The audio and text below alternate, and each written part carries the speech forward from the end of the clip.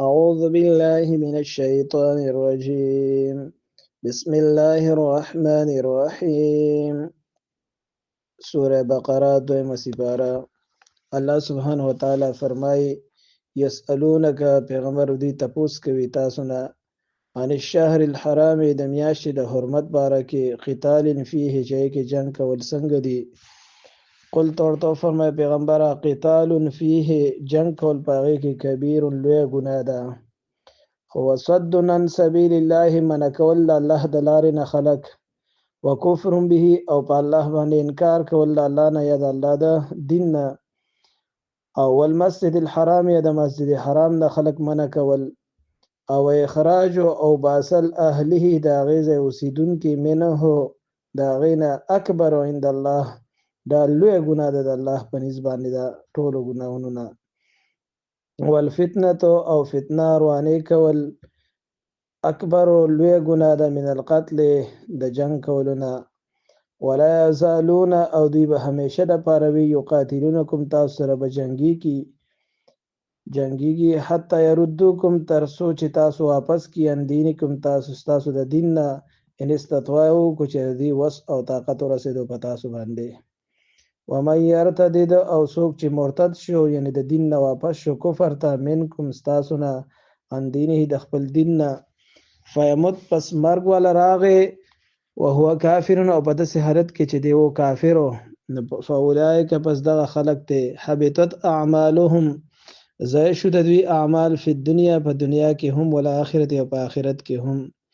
واولئک هم دغه خلک اصحاب النار د جهنم د اور خاوندان دي هم فیها خالدون دی به همیشه لپاره پای کې اوسیږي. ان الذين امنوا بشک خلق چې ایمان والدي والذین هاجروا او خلق چې بیا هجرت کړي دي وجاهدوا جهاد کړي دي فی سبیل الله په لار د الله کې اولئک الذین دا خلق ته یرجون چې امید ساتي رحمت الله د الله د رحمت والله غفور الله ډیر زیات بخښونکی دی رحیم رحم کوونکی دی. یسألونک پیغمبر دوی ستانه تپوس کوي عن الخمر د شرابو باره کې والمیسر او د جوارۍ باره کې قل ورته فرمای پیغمبره فیهما په دواړو کې شراب او جوارۍ دواړو کې اثم کبیر ګناه د ډېره لویه چې څه خرج کوو مونږه ومنافع للناس او بعضې فایدې په کې شته دپاره د خلکو من خیر واثمهما او ګناه د دې دواړو چې ده فللوالدین پس مور او پلار د هغې د ټول نه سوا حقدار دي د ټول نه مخکې ویسألونک پیغمبر دوی ستانه تپوس کوي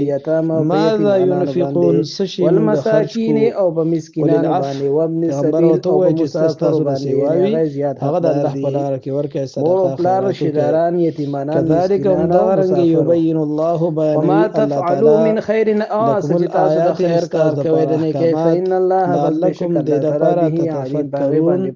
چې تاسو فکر وکړئ کتب علیکم القتال فرض کړی شوی دی په تاسو باندې جهاد او والآخرت او په آخرت کې هم هغه تاسو ته مشکل پیغمبر دوی تپوس کوي تاسو نه عن د یتامى د یتیمانو مبارک او ممکن ده ان تکرهوا شیئا چې څه شی تاسو اصلاح لهم هو خیر لكم او اصلاح کول خیر دا ډیر غوړه ده ان تحبوا شیئا چې څه شی تاسو خوښوي او هو شر لكم په خرچه وغیرہ کې او والله يعلم الله فإخوانكم لا تعلمون تاسو دي مطلب دا چې تاسو ځان سره په طریقې شریکولی شئ. والله يعلم المفسد الله پیژني روانې کوونکې من المصلح د اصلاح کوونکې نه یعنی فساد کوونکې اصلاح کوونکې دواړه الله پیژني چې کوم سړي د روانې غرضي دی او کوم د اصلاح غرضي دی. ولو شاء الله که چېرې غوښتی وي الله تعالی لأعنتکم نو تاسو به تکلیف کې اچولی وی یعنی دی مال هر څه به نه په هر صورت کې جدا کړي خو الله وینه که په صحیح طریقې سره شریک ساتئ ځان سره او د هغوی څومره خرچه وي په هغه مناسب سره ځان سره ملګري کوئ نو ګناه نشته دی. ان الله بشک الله تعالی عزیز زورور ذات دی حکیم حکمت والا ذات دی. صدق الله مولانا العظیم.